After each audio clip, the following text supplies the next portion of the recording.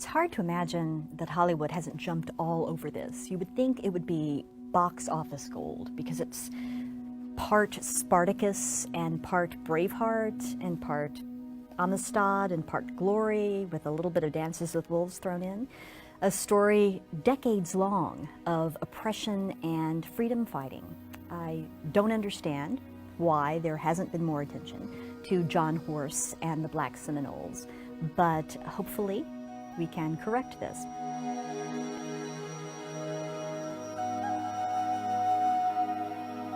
John Horse and the Black Seminoles deserve to be remembered for a number of reasons.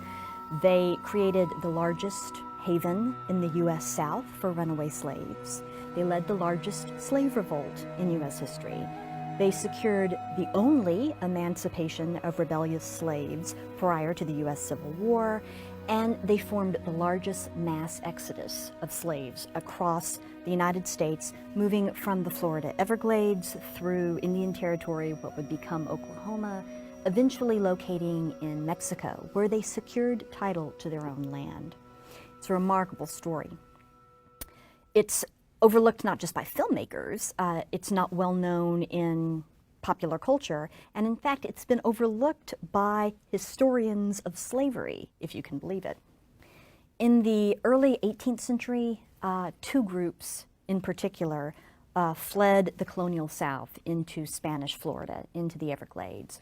One of these groups were Seminoles, who were migrating from the various colonies, just trying to avoid white encroachment, basically, trying to move someplace that white colonists weren't. And the other group was runaway slaves, people who were fleeing and trying to create a free life for themselves.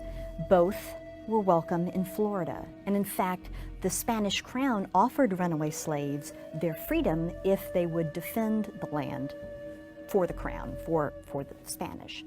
So a mixed society emerged in the Everglades of intermarriage, family intermingling between these runaway slaves and the Seminoles. And in fact, the first legally sanctioned black free town in the North American continent was in the Spanish Florida Everglades.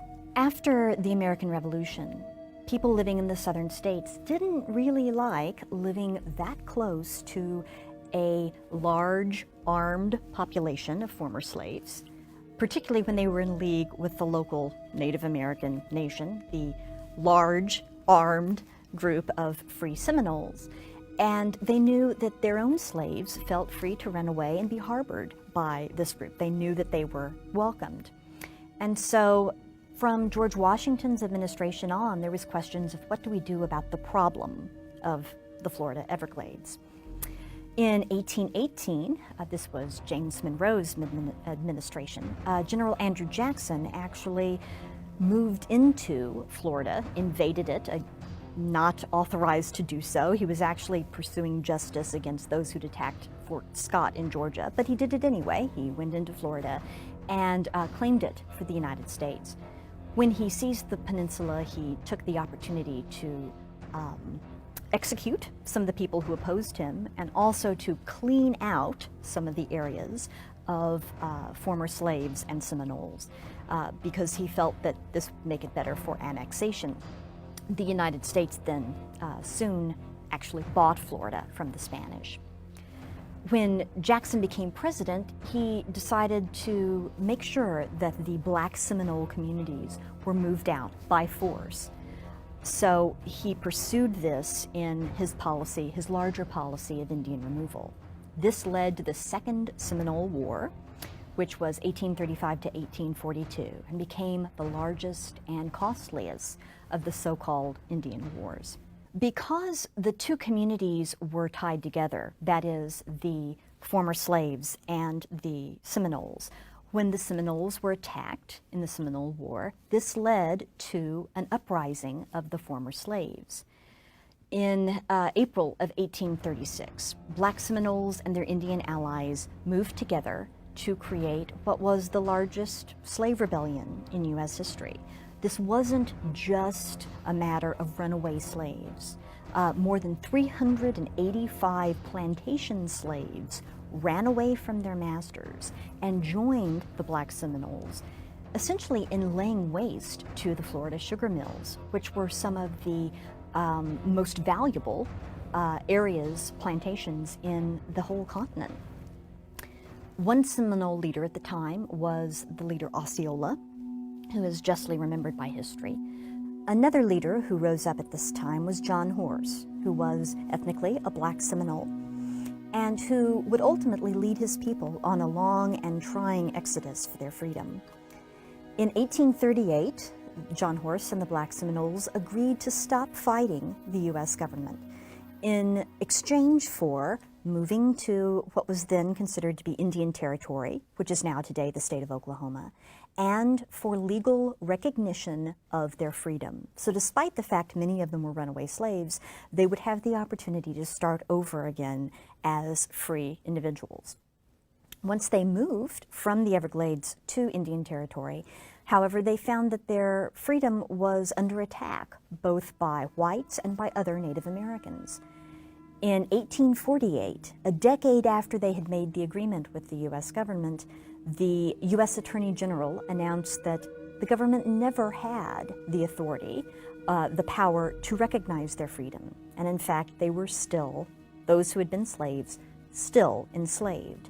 This was like opening season on them, basically declaring that they were there for the picking. And so they did the only thing they could do. They fled once again. Without security in Indian Territory, Horse and his Seminole ally Coacuchi promptly went to Mexico, where slavery was already illegal and had been for a couple of decades.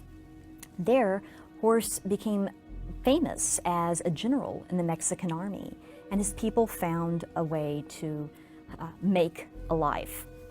Once they relocated to Mexico, things changed. When slave catchers from the Republic of Texas went over the border to try to find the runaway slaves, now free men, they met resistance not only from the Black Seminoles, but also from the Mexicans and the Mexican army itself.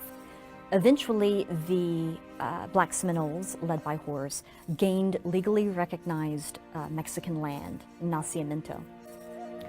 Why isn't this recognized today?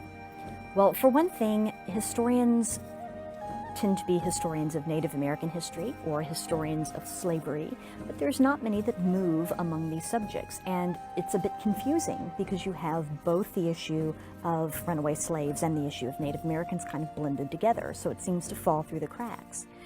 Tradition is that Nat Turner's rebellion is the big turning point in the history of slavery and slave revolt, but that happened before the rebellion of the Black Seminoles, so it doesn't really fit the traditional trajectory. And perhaps most importantly, it really represents a blemish on U.S. history, not only because of the poor treatment of Native America as represented by the Seminole War, not only the poor treatment of African Americans through the device of slavery, but also because this group really did manage to negotiate a separate peace with the U.S. government, and 10 years later the government turned their backs on them. So it's, in multiple ways, a difficult story for people of the United States to tell. But it's worth remembering that a community of freedom fighters trekked from Florida to Oklahoma to Mexico and found, ultimately, peace and freedom and prosperity in lives that they could direct as their own. I recommend highly the website johnhorse.com for more information.